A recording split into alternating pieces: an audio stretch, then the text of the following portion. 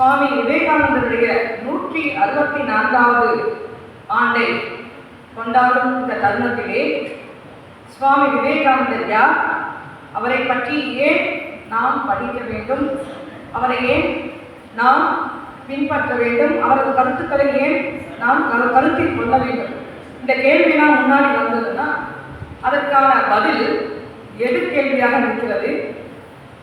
அவர் என்ன அப்படி செய்துவிட்டார், அவர் என்ன செய்யவில்லை என்பதுதான் பதில். முதலில் நாம் யார் என்பதை நமக்கு உணர்த்தியவர் சுவாமி விவேகானந்தர். மத பிரச்சாரர்கள் எல்லாம் பாவிகள் பாவிகள்னே சொல்லிட்டு இருந்தார். நீங்கள்லாம் பாவிகள், உங்களை புனிதராக்க வந்திருக்கிறார் அப்படியெல்லாம் சொல்லிக் கொண்டிருந்த காலகட்டத்தில் நீங்கள் பாவிகள் அல்ல, புனிதமானவர்கள், இறைவனின் குழந்தைகள் என்பதை நமக்கு உணர்த்தியவர். Each soul is potentially divine. ஒவ்வொரு உயிரினங்களும் ஒவ்வொரு ஆத்மாவும் தனக்குள்ளே தெய்வீக தன்மையை கொண்டுள்ளது என்பதை நமக்கு உணர்த்தியவர்.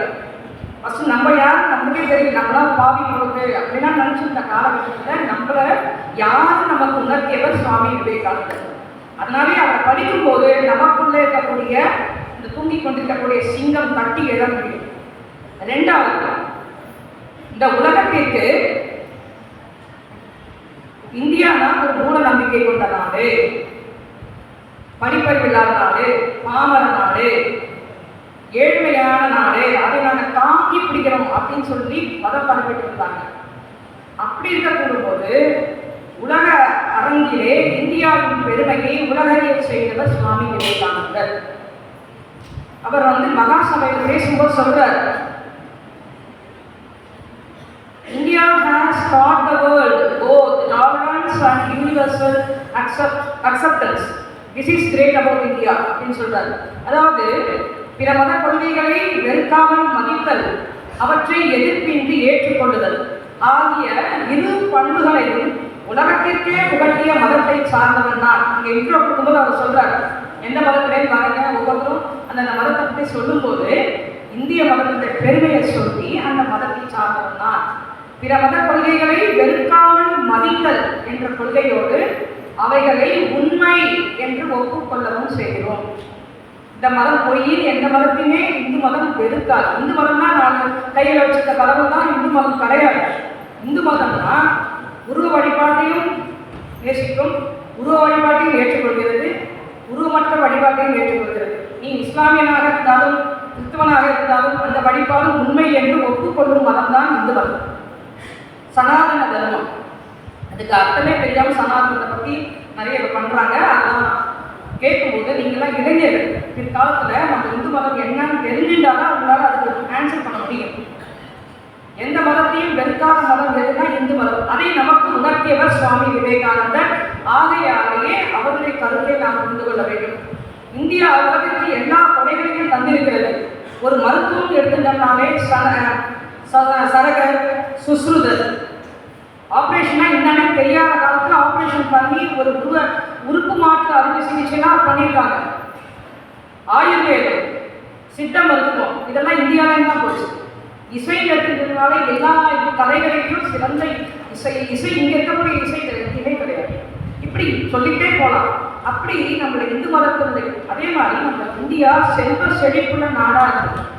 ஒன்றுமே இல்லாத நாடாக இருந்தால் கட்சிக்காரர்கள் படையெடுப்பாங்களா, போர்ச்சுகீசியர்கள் வருவாங்களா, முகமதியர்கள் வருவாங்களா, ஆங்கிலேயர்கள் நம்மளை இவ்வளவு அடிமைப்படுத்தி வச்சிருப்பாங்களா? இதுக்கு எல்லாம் காரணம் என்ன? நம்ம நாட்டில் அவ்வளோ வளம் இருந்தது. இந்த வளத்தெல்லாம் பார்த்தாங்க. அங்கேயே நம்மலாம் ஃபாரின் போய் படிக்கிற பெருமையாக நினச்சிருக்கோம். ஃபாரின்லேருந்து வந்து இந்தியாவில் படிச்சிருக்காங்க. படிக்க வந்து அந்த பயணிகள் வந்து என்ன பண்ணாங்க, நம்ம இந்தியாவை பற்றி நிறைய குறிப்புகள்லாம் எழுதி அனுப்பிச்சாங்க. அந்த குறிப்புகள்லாம் பார்த்துட்டு ஆஹா இந்தியா இவ்வளோ செல்வம் செழிப்பான்னாலா, இவ்வளோ விஷயம் தெரிஞ்சிருக்கா, நம்ம போகணும் அந்த நாட்டுக்குன்னு சொல்லி படையெடுத்து வந்தது. அப்படிப்பட்ட இந்தியாவுடைய பெருமையை நம்ம மறந்து போய் நம்ம தூக்கத்தை இருக்கும் பொழுது, நம்ம யாருன்ற நமக்கு உணர்த்தியதுனால சுவாமி விவேகானந்தரை படிக்கும் பொழுது நம்மை நாம் உணரவும் நம் தாய் நாட்டை நேசிக்கவும் முடியும். ஆகையால இந்த ஹரிகதை மூலமாக அவருடைய வாழ்க்கையில் நிறைய நிகழ்ச்சி நடந்திருக்கு.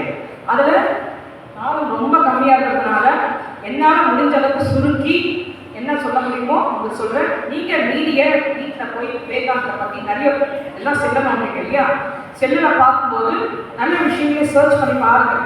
விவேகானந்தருடைய சிறப்பு இப்போ எனக்குலாம் மேலே கொடுத்தாலும் ஈஸியாக பேசணும். இந்த மாதிரிலாம் அவர் போய் பேசல. சிகாகோவில் பேசுறதுக்கு முன்னாடி எத்தனை சோதனைகள் இருந்துச்சு, எத்தனை அவமானங்கள், எத்தனை துன்பங்கள் பட்டிருக்காருன்றத அவர் பேருக்காகவோ பணத்துக்காகவோ புகழுக்காகவோ அவங்க போகலை. இந்தியா எப்படி இருந்து மேலே கொண்டு வருது, சிறந்த இந்தியாவை திருப்பியும் புனர் நிர்மாணம் பண்ணுவது எப்படின்றது காரணத்துக்காக தான் அவர் அப்படி வெளிநாடு போனார். இப்போ அவருடைய ஹரிகதை துவங்குவோம். எந்த செயலும் செய்வதற்கு முன்னால் குருவை வணங்கி செயல்படுவது நமது மரபு. குருவனன் வந்தனர் இந்த ஹரிகதையை துவங்குகிறேன். சுமிர் ஸ்ரீ குரு கே சரண் கரோ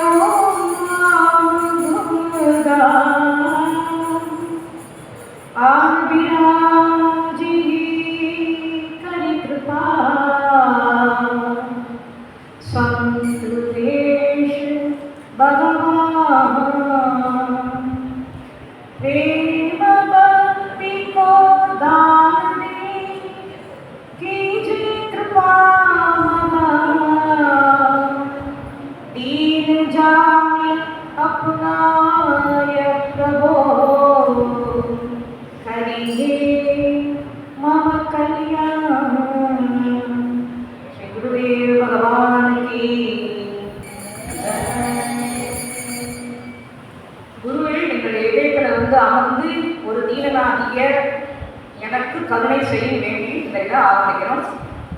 சுமார் 150 ஆண்டுகளுக்கு முன்னால கல்கத்தாவில் சிவுலியான ஒரு பகுதி இருந்தது. அங்கே விஸ்வநாத தத்தர் என்ற புகழ்மிக்க வழக்கறிஞர் இருந்தார். அவருடைய மனைவி புவனேஸ்வரி தேவி. அவர்களுக்கு நிறைய பெண் பிள்ளைகள் இருந்தாலும் ஒரு ஆண் குழந்தை கூட இல்லை. ஆண் வாரிசுன்றது முக்கியமாக கருதப்பட்ட நாட்கள். அதனால தனக்கு ஒரு பிள்ளை வரம் வேண்டி புவனேஸ்வரி தேவி காசிக்கு போனார். அங்கே வீரேஸ்வர சிவனை வணங்கி எனக்கு ஒரு பிள்ளை வரம் வேண்டும் என்று தவம் இருக்கிறார். விரதம் இருக்கும் பொழுது வீரேஸ்வர சிவனின் அருளால் 1863 ஜனவரி மாதம் 12ஆம் நாள் இந்த உலகிலே ஒரு ஆண் குழந்தை ஒன்றை பெற்றிருக்கிறார் சுவாமி விவேகானந்தர். ஆகவே வீரேஸ்வர சிவனின் அருளால் பிறந்ததால் அந்த குழந்தைக்கு வீரேஸ்வரன் என பெயரிடுகிறார். இந்த சிவனின் அருளை வேண்டிய புவனேஸ்வரி தேவி நம சிவாய ஓம் நம சிவாய நம சிவாய ஓம் நம சிவாய நம சிவாய ஓம் நம சிவாய நம சிவாய ஓம் நம சிவாய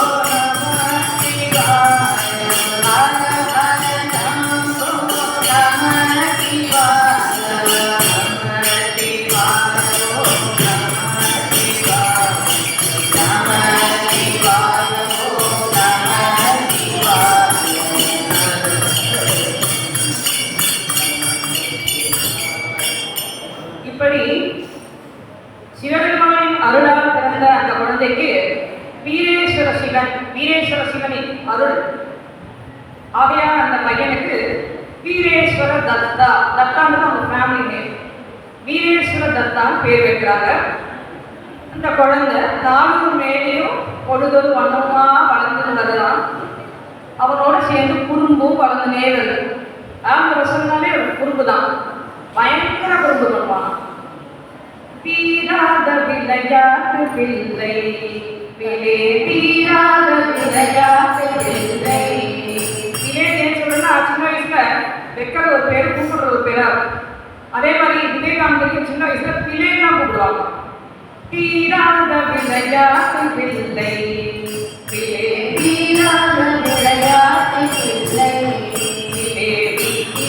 அப்பாவுடன் போயாத கொள்ளை, அப்பாவுடன் போயாத கொள்ளை, தீராத விளையாட்டு பிள்ளை, தீராத விளையாட்டு பிள்ளை.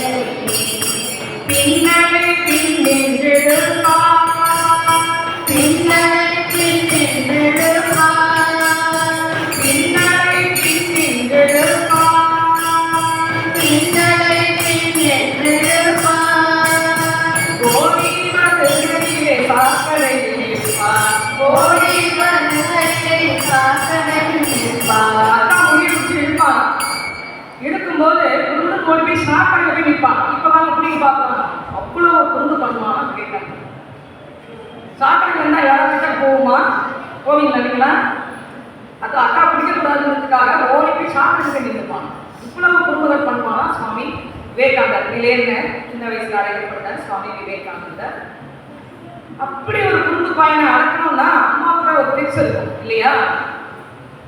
புவனேஸ்வரி தேவி என்ன பண்ணுவாளா, பிள்ளை நீ இவ்வளோ அமக்கெல்லாம் பண்ணினா சிவபெருமான் கைலாயத்துக்குள்ள உன்னை விடமாட்டார் அப்படின்னு சொன்னா உடனே அமைதியாயிடுவான். இன்னொரு டிப்ஸ் என்னன்னா, அவனை கூப்பிட்டு சிவசிவான்னு சொல்லி தலையில தண்ணியை விட்டோம்னா சாந்தமாயிடும். ஏன் தெரியுமா? சிவனுடைய அம்சம். கோவில்ல பார்த்துருக்கீங்க, சிவலிங்கத்துக்கு மேல ஒரு தண்ணி வச்சிருப்பாங்க, அந்த பானைகள் அது சொட்டிக்கே இருக்கும். தண்ணி மேல படப்பட சிவன் வந்து சாந்தமா இருப்பான்.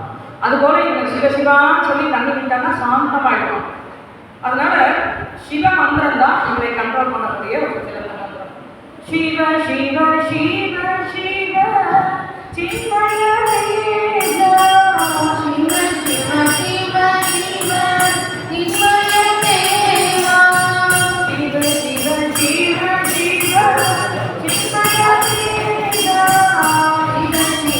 சிவ சிவய தேவா, சிவ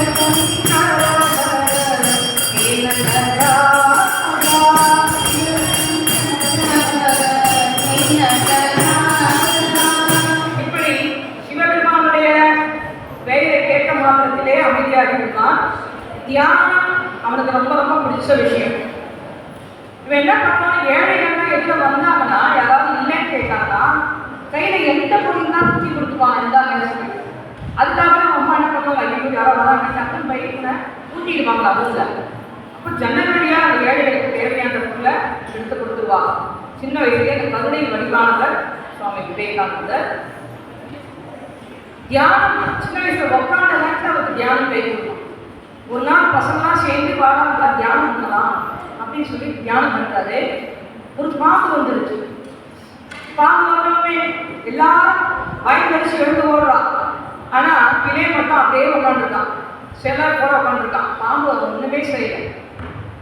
நம்ம எல்லாம் அடிக்க பார்க்கும்போது தான் திரும்பி செய்யணும் இல்லையா? அவன் தைரியமா கண்ணாடிக்காம பாம்பு வந்ததே தெரியாது. அவ்வளோ சிறந்த தியானத்துல சின்ன வயசுலயே இருப்பாங்க. அப்புறம் பாம்பு போன பிறகு எல்லாரும் கேட்டாங்க, ஏன் பாம்பு போன நீ வந்ததே ஏன் வரல அப்படின்னு கேட்டா எனக்கு எதுவுமே தெரியாது. அந்த அளவுக்கு சிறந்த தியானத்துல மூழ்கக்கூடியவர் சுவாமி விவேகானந்தர். பசங்க மேலே ஒரு குறும்பு இருக்கும் இல்லையா? விவேகானந்தர் குறும்பு சொல்லியிருக்கேன் ஏற்கனவே. மரத்து மேலே ஏறி பசங்க எல்லாம் விளையாடுவாங்க. அப்போ அந்த பக்கத்தில் இருக்கக்கூடிய தாத்தா அந்த குழந்தைங்கள்லாம் போடுற சத்தம் தாங்க முடியாமையும் மரத்திலேயே கீழே விட்டு கை காலை உடச்சுட்டு போறாளேன்ற ஒரு அக்கறையிலையும் வந்து அந்த பசங்க கிட்ட சொன்னாலாம், குழந்தைங்களா இந்த மரத்து மேலே ஏறாதீங்க, இதுல பூதம் இருக்கு, உங்களை பிடிச்சி சாப்பிடும்னு சொன்னாங்க. உடனே குழந்தைங்கள்லாம் தடவை இறங்கி எடுத்துக்கலாம். வரா வரா பிள்ளை சீக்கிரம் இறந்தா அப்படின்னு சொன்னாங்க. அப்போ பிள்ளை தைரியமா சொன்னான், தாத்தா போறதுக்காக இறங்கிட்டான், திருப்பி போய் மேலே ஏறி உட்காந்துட்டான். அப்போ ஏய் தாத்தா சொன்னாங்க பூதம் ஏன்டா திருப்பி ஏற அப்படின்னு கேட்ட உடனே போடா பூதமாவது பிசாசாவது அப்படி இருந்திருந்தா இதெல்லாம் நம்ம ஏறணும்ல, சாப்பிடுமா இல்லையா? அதனால யாராவது சொல்றாங்க, இந்த பிற்காலத்தில் இந்த நிகழ்ச்சியை குறிப்பிட்டு சொல்லும்போது விவேகானந்தர் வாழ்க்கையே ஒரு மெசேஜ் தான். அவர் சொல்ற யாரா சொல்றாங்கிறதுக்காக அப்படியே ஒரு விஷயத்தை ஏற்றுக்காதீங்க, அது உண்மையா அப்படின்னு உங்களுடைய புத்தியை கொண்டு யோசிச்சு அப்புறம் உண்மை தெரிஞ்ச பிறகு அதை ஏற்றுக்கொள்ளுங்கள். தெரியாமையே குரலையே பரப்பக்கூடாதுங்கிற பெரிய மெசேஜை நம்மளுக்கு நீங்க சொல்ற. இந்த விஷயம் கேள்விப்படும்போது ஒரு சினிமா பாடம் தான் எனக்கு ஞாபகம் வருது. என்னுடைய கருத்து என்னன்னா, அந்த கவிஞரை விவேகானந்தர் படிச்சிருப்பாருன்னு நினைக்கிறேன்.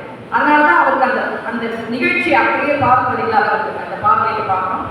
வேப்பமர உச்சியில் நின்று பேரொன்று ஆடுது, வேப்பமர உச்சியில் நின்று பேரொன்று ஆடுது, விளையாட போகும்போது சொல்லி வைப்பாங்க, விளையாட போகும்போது சொல்லி வைப்பாங்க, வீரத்தை கொழுந்திலேயே சொல்லி வைப்பாங்க, வீரத்தை கொழுந்திலேயே சொல்லி வைப்பாங்க, வேலையற்ற வீரர்களின் மூளையற்ற வார்த்தைகளை, வேலையற்ற வீரர்களின் மூளையற்ற வார்த்தைகளை வேடிக்கையாக கூட நம்பிடாதே, வேடிக்கையாக கூட நம்பிவிடாதே. இந்த பாடல்களுக்கு பொருத்தமானவன் பிள்ளை. இப்பொழுது பிள்ளை வளர்ந்து பெரியவனாகிறான். அப்போ அவனை காலேஜ் படிக்கிறாங்க. காலேஜ் படிக்கும்போது அவனுக்குள்ள ஒரு ஆன்மீக தாகம் ஏற்படுறது. இறைவன் இருக்காரா, கடவுளை பார்த்தவர்கள் யாராவது இருக்காங்களா, சத்தம் கொஞ்சம் வருதுப்பா, கடவுள் இருக்காரா, கடவுளை நம்ம பார்க்க முடியுமா, அப்படி யாராவது கடவுளை பார்த்துருக்காங்களா அப்படின்ற கேள்வி எழுது. கண்மூடித்தனமா அவருக்கு கடவுளை வளர்ந்த பிடிக்கல. உண்மையா கடவுள் இருக்காரா இல்லையா தெரிஞ்ச பிறகுதான் நான் கடவுளை வழிபடுறேன்னு சொல்லிட்டு ஒரு வேகம் வருது. எல்லாருக்கிட்டையும் கற்றுக்கால பெரிய பெரிய மகான்கள் சொன்ன எல்லாருக்கிட்டையுமே கேட்கிறேன், ஐயா நீங்க கடவுளை கண்டதுண்டா, ஐயா நீங்க கடவுளை கண்டதுண்டா? யாராலையும் பதில் சொல்ல முடியல. ரவீந்திரநாத் தாகூர் உங்களுக்கு தெரியுமா? தேசிய கீதத்தை எழுதியவர். அவருடைய அப்பா தேவேந்திரநாத் தாகூர் அந்த காலத்துல பெரிய மகானாக போற்றப்பட்டவர். அவர்கிட்டையும் போய் கேட்கிறார், நீங்கள் கடவுளை பார்க்கிறீங்களா? அவர் என்ன பதில் சொன்னார் தெரியுமா? குழந்தாய், உனக்கு ஞானியின் கண்கள் உள்ளன, இவ்வளவுதான் சொன்னார். நீ ஞானியா இருக்க அப்படின்னு சொன்னாரு. அவர் அந்த பாராட்டு அவர் எதிர்பார்க்கல. பதில் எனக்கு தேவை ஆன்சர். கடவுள் இருக்காரா, பார்த்துருக்கீங்களா? யாராலையுமே பதில் சொல்ல முடியல.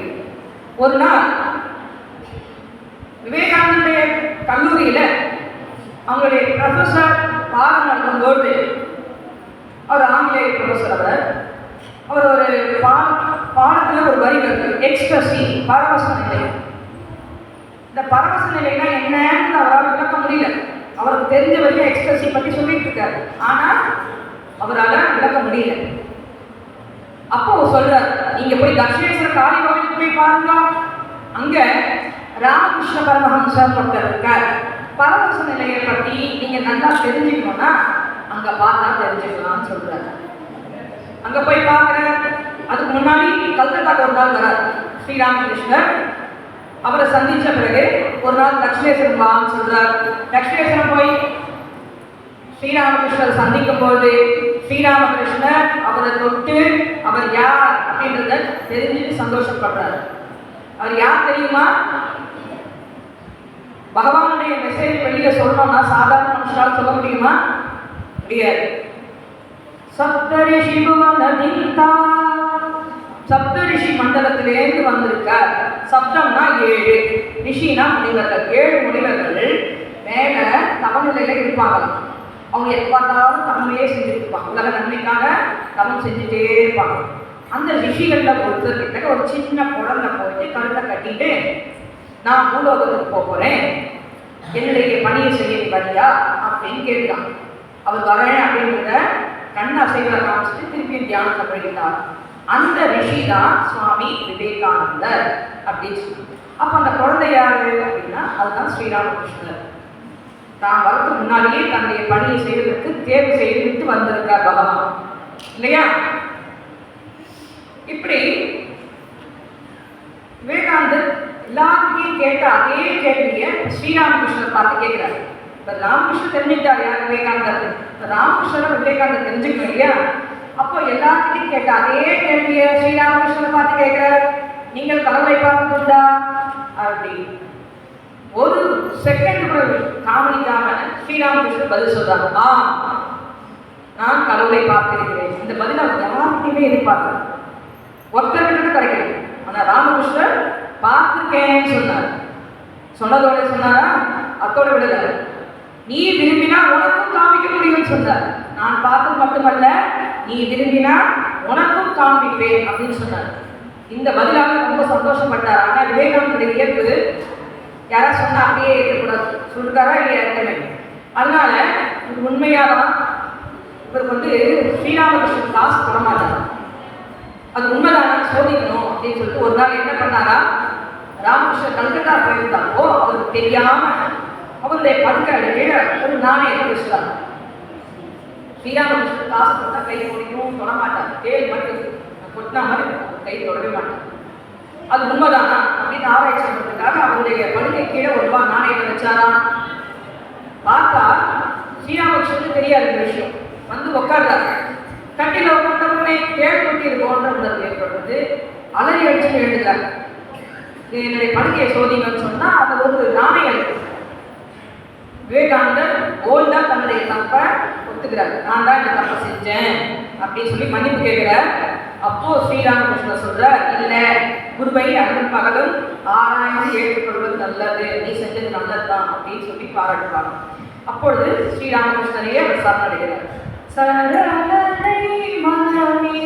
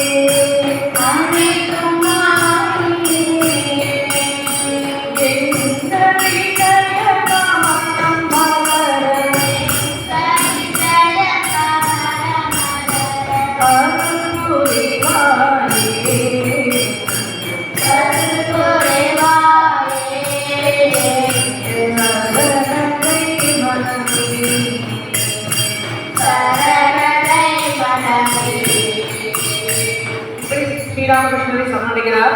வாழ்க்கையில் இன்ப துன்பங்கள் என்பது மாறி மாறி வரும் சக்கரம் போல. ராமகிருஷ்ணர் சரணடைஞ்சி அவருடைய சேவையில் ஈடுபட்டு இருக்கார். இப்போ விவேகானந்தருடைய அப்பா காலமாயிட்டார். திடீர்னு ஹார்ட் அட்டாக் வந்து இறந்து போயிட்டார்.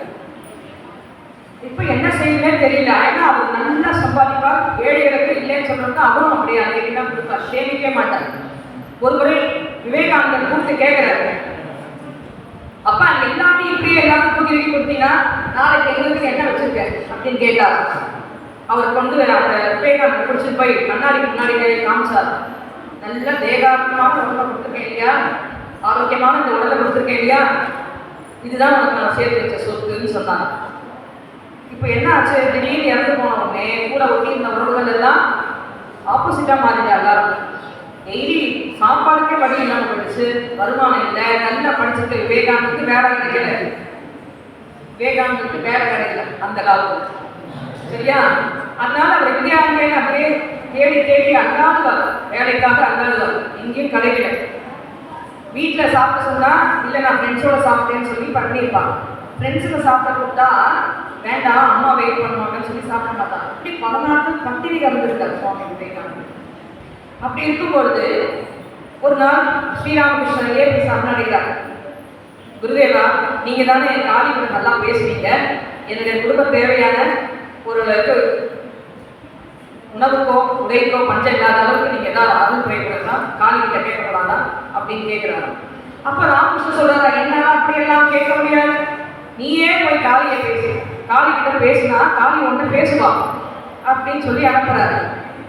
காளியை நேரம் பார்க்குற காளி அந்த தத்துவமாக இருக்காரு. இந்த காளியை வணங்கிட்டு யாராவது பெரிய ராஜாவை போய் பார்த்து அரிசி கொடுவாங்க கேட்பாங்களா? கேட்க மாட்டாங்க இல்லையா? அதுபோல காளியை பார்த்த மாத்திரத்துல அவருக்கு தன்னுடைய குடும்ப வறுமை மறந்து போயிடுச்சு. போய் காளிக்கிட்ட என்ன கேட்கிறாரு? விவேகத்தை கொடு, வைராகியத்தை கொடு, பக்தியை கொடு, ஞானத்தை கொடு சொல்லிட்டு வந்துட்டார். ஸ்ரீராமகிருஷ்ணன் கேட்டான், என்ன கேட்டியா? ஐயோ நான் மறந்தே போயிட்டேனே, சரி திருப்பி போய் கேட்டு அப்படின்றாங்க. திருப்பி போய் காளி கேட்க போறப்போ அவருக்கு ஞாபகம் வரல, உலக விஷயத்தை பற்றி கேட்க ஞாபகம் வரல. திருப்பி விவேகத்தை கொடு, வைராகியத்தை கொடு, பக்தியை கொடுன்னு சொல்லிட்டு வந்துட்டாங்க. மூணாவது முறை என்ன சொல்றாரு ராமகிருஷ்ணன், இந்த வாட்டி போய் திருப்பி கேட்டு பரவாயில்ல அப்படின்னு சொல்றாங்க. போய் அந்த கேட்கறதுக்கு போனா இந்த வாட்டி நல்லா கான்சியஸ் மைண்ட்ல இருக்காரு, கேட்கணும் இதுதான் கேட்கணும் தெளிவா போறாரு. ஆனா எப்படி ஒரு பெரிய அரசு போய் அரிசி பருப்பு கொண்டு கேட்க முடியாதோ அது போல உலக நன்மையை பார்த்த பிறகு அல்ப விஷயமான சாப்பாடு கேட்க முடியும் அப்படின்னு சொல்லிட்டு இந்த வாட்டி நல்ல கான்சியஸ் மைண்ட்லயே என்ன பண்றாரு? விவேகத்தை கொடு, வைராகியத்தை கொடு, பக்தியை கொடு, ஞானத்தை கொடு அப்படின்னு சொல்லி வேண்டிப்பாங்க. அப்புறம் வெளியே வந்து சொன்னாரா ஸ்ரீராமகிருஷ்ணன்கிட்ட, இது எல்லாம் உங்களுடைய வேலை தான் தெரியும், நீங்க தான் எனக்கு ஆசீர்வாதம் பண்ணணும்னு சொன்ன பிறகு ஸ்ரீராமகிருஷ்ணர் உங்களுடைய தேவையான எளிய உணவுக்கோ உடைக்கோ பஞ்சம் இருக்காது அப்படின்னு சொல்லிட்டு அவருக்கு ஆசீர்வாதம் பண்றாங்க.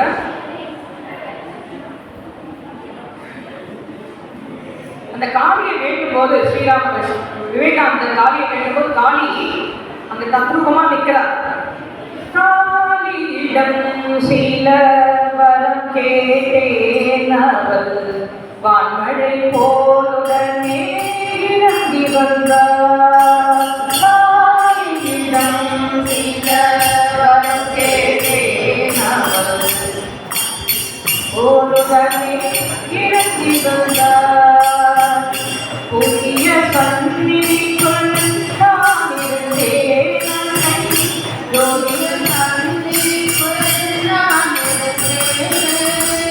ஜோதி பிழம்பாக தோன்றி வந்தார்.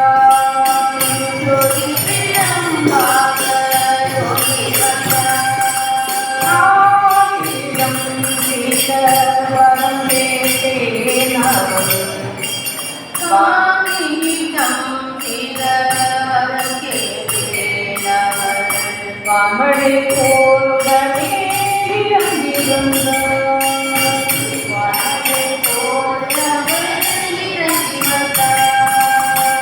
இப்படி காளியுடைய கண்ணையாலும் ஸ்ரீராமகிருஷ்ணனுடைய ஆசீர்வாதத்தாலும் அவங்களுடைய சாதாரண உணவுக்கோ உடைக்கோ பஞ்சம் இல்லாமல் ஆகிவிட்டது. அதுக்கப்புறம் ஸ்ரீராமகிருஷ்ணனுடைய தொண்டையில புண்ணு ஏற்பட்டு அவருக்கு சேவை செய்வதற்காக இவங்க என்ன பண்றாங்க, அல்லும் பகலும் ஷிஃப்ட் போட்டு எல்லாரும் ஸ்ரீராமகிருஷ்ணனை பார்த்துக்கிறாங்க. குருதேவரை நம்பி வந்துட்டாங்க. இப்போ விவேகானந்தருக்கு சந்தேகம் வரும், உண்மையானே ஸ்ரீராமகிருஷ்ணர் கடவுள் தானா? இது விவேகானந்தருக்கு ஏற்பட்ட சந்தேகம் இல்லை, விவேகானந்தமா நம்மளுக்கு பிற்கால ஏற்படக்கூடிய சந்தேகத்தை நிவர்த்தி பண்ணுவதற்காக ஏற்பட்ட சந்தேகம். அப்போ அவர் கீழே நினைச்சிட்டு இருக்கார், மேல ஸ்ரீராமகிருஷ்ணன் கூப்பிடுறாரு தானே, கூப்பிட்டு யார் ராமராகவும் யார் கிருஷ்ணராகவும் அவதரிச்சாலோ அவரே இந்த ராமகிருஷ்ணரா இருக்கார் அப்படின்னு சொல்றார். தன்னுடைய காலத்துக்கு பிறகு விவேகானந்தரை தலைவராக நியமிச்சு பல சாதுக்கள் ஒரு 16 சீடர்கள் இருக்காங்க. அவங்கெல்லாம் சேர்ந்து என்ன பண்றாங்க, ஒரு குழுவா இருக்காங்க, சன்னியாசங்களா மாறதுக்கு ரெடியா இருக்காங்க. 1886 வருஷம் குருதேவர் மகா சமாதி அடைஞ்ச உடனே நரேந்திரனுடைய தலைமையில வராக நகர மனம் உருவாகுது. அங்கே சாதனைகளில் ஈடுபடுறாங்க. இப்போ விவேகானந்தர் என்ன பண்ணார், இந்தியா ஃபுல்லா சுற்றுப்பயணம் மேற்கொள்கிறார். கொஞ்சம் வாய்ஸ் கொஞ்சம் எழுது மூமெண்ட் நிறைய இருக்குமா, டிஸ்டர்ப் பண்ணினா நமக்கு நிறைய விஷயங்கள் நம்ம கேட்காம போயிடும். அதனால சுற்றுப்பயணம் பார்த்து இந்தியாவோட நிலைமை தெரிஞ்சுக்கணும்னு போறார். ஆண்மை குரு கொண்ட அந்தணன்,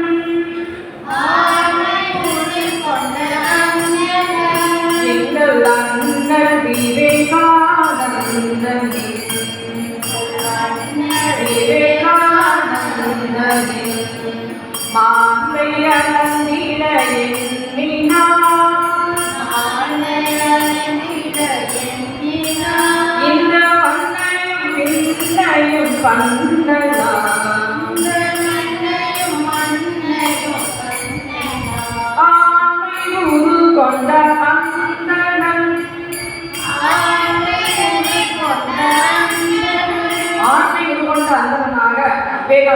பண்றார்?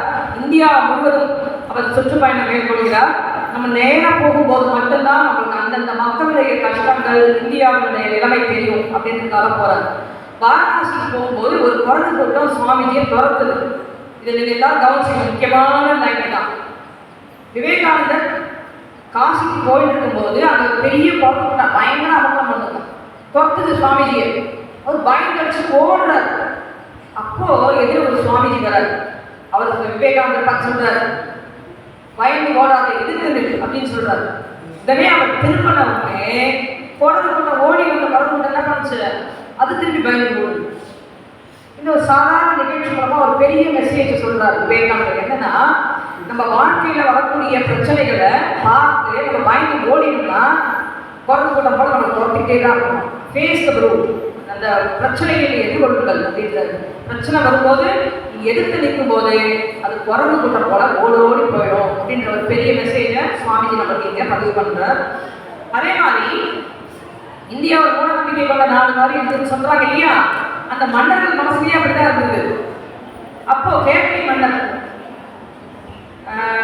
ஆழ்வார் சமஸ்தானத்துல ஒரு ராஜா சொன்னார், குரு வழிபாடுனா கண்ணை வச்சு வழிபாடுறாங்க, மண்ணை வச்சு வழிபாடுறாங்க, என்ன மக்கள் கூட நம்பிக்கை இருக்காங்க அப்படின்னு சொல்றாரு. அப்போ விவேகானந்தர் என்ன பண்ணாரா, ராஜாவுடைய ஒரு போட்டோ எடுத்துட்டு சொன்னார். அவருடைய வேலை செய்யறாங்க இல்லையா அந்த அரண்மனையில, அவரை கூப்பிட்டு இந்த போட்டோல வச்சுன்னு சொல்றாங்க. அப்போ அந்த தனியார் அந்த பணியாளர் வந்து வேலை செய்ய அந்த எச்சரிக்கை பொறுத்து பயப்படணும். அப்போ சுவாமி விவேகானந்தர் கேட்கிறாரா, இந்த போட்டோல ராஜா இல்லை, ராஜாவுடைய எலும்பு இல்லை, சதை இல்லை, ஆனா ஏன் நிற்க மாட்டேங்கிறீங்க கேட்கலாம். இதுதான் பார்க்கும்போது ராஜாவுடைய ஞாபகம் வருது. அதே போலதான் கண்ணையும் மண்ணையும் இறைவனுடைய அம்சமா அவருடைய ஞாபகமா நாங்கள் வேகிறோம். அது குறித்துத்தனமா கிடையாது, மூட நம்பிக்கை கிடையாதுன்றத இந்த உருவ வழிபாடுடைய மேன்மையை அந்த ராஜாவை புரிய வச்ச அன்னையே அந்த ராஜா தான் எழுதுறாரு, விவேகானந்தருடைய சிஷ்யரா மாறிடுது. இப்படி பல இடத்துல ஒரு அரண்மனையிலையும் தங்குறார், அடுத்த நாளே ஒரு ஏழைகளுடைய குடிசையிலையும் போய் தங்குறார். இப்படியே கால்நடையா போய் கடைசியில கன்னியாகுமரிக்கு வந்து சேர்றார். நிறைய விஷயம் நடந்து நடுல நமக்கு நேரம் குறைவா இருக்கிறதுனால இந்த முக்கியமான பாயிண்ட் பண்ணி சொல்றோம். கன்னியாகுமரிக்கு வர, கன்னியாகுமரியில பார்த்த உடனே ஒவ்வொரு இப்போ இந்தியா ஃபுல்லா நடந்து வந்தார் இல்லையா, வடநாட்டிலேருந்து வந்து அந்த வேலை எத்தனை இடங்களை அவருக்கு கலந்துருக்காங்க.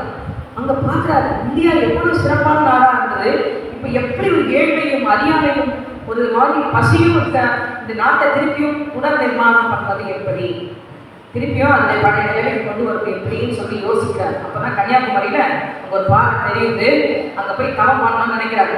போட்ல போவோம் இல்லையா, கன்னியாகுமரி யாரும் 30 பேர் போயிருக்கீங்க விவேகானந்தர் பாறைக்கு, அவ்வளவுதான். ஆனா அந்த விவேகானந்தர் பாறைக்கு போறதுக்கு போட் இருக்கு. அப்போ வந்து அவர் கையில காசு இல்லை, அதனால என்ன பண்ணாரு, கையில காசு இல்லை, இருந்தா நான் போயிருப்பேன் அப்படிலாம் சொல்ல. கடல்ல சுறாமீன்கள் அதிகமா இருக்கக்கூடிய அந்த கடல் குதிச்சுட்டாரு. குதிச்சு நீந்தி அந்த கரையில போய் அந்த கல் மேல 3 நாள் சாப்பாடு இல்லாம தண்ணி இல்லாம இந்த எதுக்காக தவம் பண்றாரு தெரியுமா, இந்தியாவை மறுபடியும் அதனுடைய பெருமையோடும் சிறப்போடும் கொண்டு வரணுன்றதுக்காக தவம் பண்றாரு. அங்கதான் அவருக்கு ஐடியா கிடைக்கும். புத்தருக்கு எப்படி புத்த போதி மரத்துக்கு கீழே ஞானம் கிடைச்சதோ, விவேகானந்தருக்கு கன்னியாகுமரியில இந்தியாவை புனர் நிர்மாணம் பண்ணுவதற்கான ஒரு ஐடியா கிடைக்கும். திருப்பி அவர் என்ன பண்றாரு, பலருடைய வேண்டுகோளின் படி அமெரிக்கா போறாரு. சிகாகோ சர்வமத மகாசபையில அங்க போய் பேசுறாரு. ஈஸியெல்லாம் பேசுறாரு. அங்க போனோடனே அட்ரஸ் இல்லை, அந்த ப்ரோக்ராம் 2 மாசம் தள்ளி போயிடுச்சு. இந்த சமயத்துல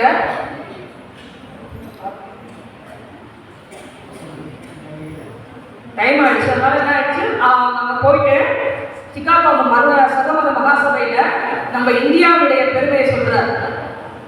அங்க போய் சொல்லும்போது அந்த எல்லாருக்கும் இந்தியாவுடைய பெருமை தெரிய ஆரம்பிச்சது. அப்போ என்ன பண்றாங்க, இந்தியாவை பத்தி தப்பா பேசிட்டு இருந்தாங்க. ஒரு வாட்டி சுவாமிஜியை கேட்டுருக்காங்க, சுவாமிஜி உங்க நாட்டில் குழந்தைகள்லாம் பிறந்தா குழந்தைக்கு போட்டுவாங்களாமே, அப்படியா அப்படின்னு கேட்கும். இப்போ இந்தியாவை பத்தி எவ்வளோ அவதூறு படைக்கிற கிறிஸ்டின் மிஷினரிஸ்னா வந்து இங்கே வந்து பரப்புறதுக்காக காசு வாங்குறதுக்காக தப்பா இந்தியாவை சொல்லியிருக்காங்க. சுவாமி உங்களை முதலீடு போட்டாங்களா, உங்க நாட்டில் குழந்தைகள் எல்லாம் பிறந்தாங்கன்னா முதலீடு போட்டுவாங்க, அப்படியா அப்படின்னு கேட்டாங்க. சுவாமிஜி வந்து நெசல சொன்னாங்க, ஆமா எங்கள் அம்மா கூட என்னை முதல்ல கிட்ட போட்டாங்க, ஆனால் நான் ரொம்ப குண்டாகிறதுனால முதலையால் கொடுக்க முடியல, வெளில வந்தேன் அப்படின்னா. இப்படி தப்பான விஷயங்கள்லாம் சொல்லி இருந்ததுனால இந்தியாவினுடைய பெருமையை உலக அரங்கிலே தலை நிமிர்ந்து நிற்க செய்த சுவாமி விவேகானந்தருடைய வாழும் செய்தியும் நமக்கு என்றென்றும் பயனுடையதாக இருக்கிறது. ஆகையால் நீங்கள் குழந்தைகளே, எதிர்கால இந்தியா நீங்க தான். அதனால நீங்க விவேகானந்தரை படித்து மென்மேலும் வளர்ந்து சிறந்த குடிமக்களாக இந்தியாவின் தலைவர்கள் என பிரார்த்தித்துக் கொண்டு, புதிய வேதாந்தம் புகழிய பாரத, புதிய வேதாந்தம் புகழிய பாரத, பொற்கால தீர்த்தியே போற்றி,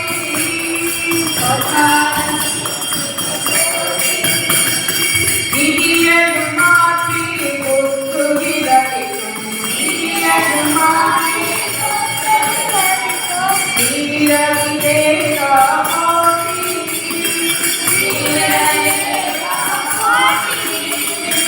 பூனை மகுடத்தின் வளைவை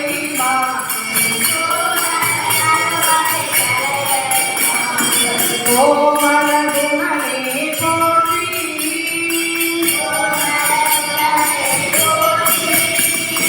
புதிய வேதாந்தம் புகழிய பாரத,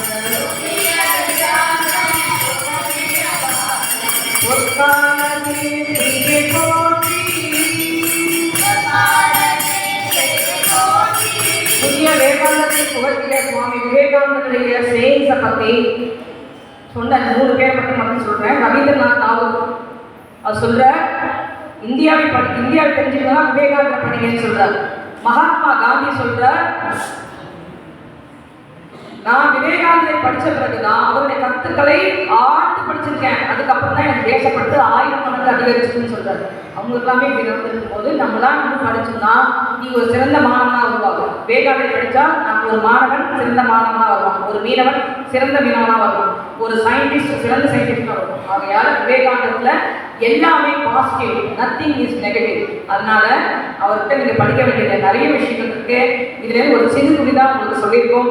இதை படித்து விவேகானந்தருடைய கருத்துக்களை பரப்புவதன் மூலமாக இந்தியா சிறந்த நாடாக, இன்னும் சிறந்த நாடாக மேலும் வளர வேண்டும் என்று பிரார்த்தித்துக் கொண்டு, பரதத்வேஷதாலீனோ ராமகிருஷ்ண சமாத்யயா யோரர்ணஸ்தாவனரோ வீரேஷம் தம் நமாம்யம், வீரேஷம் தம் நமாம்யம் என சுவாமிஜியை வணங்கி இந்த ஹரிகதையை நிறைவு செய்கிறேன். வாய்ப்பளித்த சுவாமிஜி அவர்களுக்கும் மற்றும் அனைவருக்கும் நன்றி கூறி விடைபெறுகிறேன். நன்றி, வணக்கம்.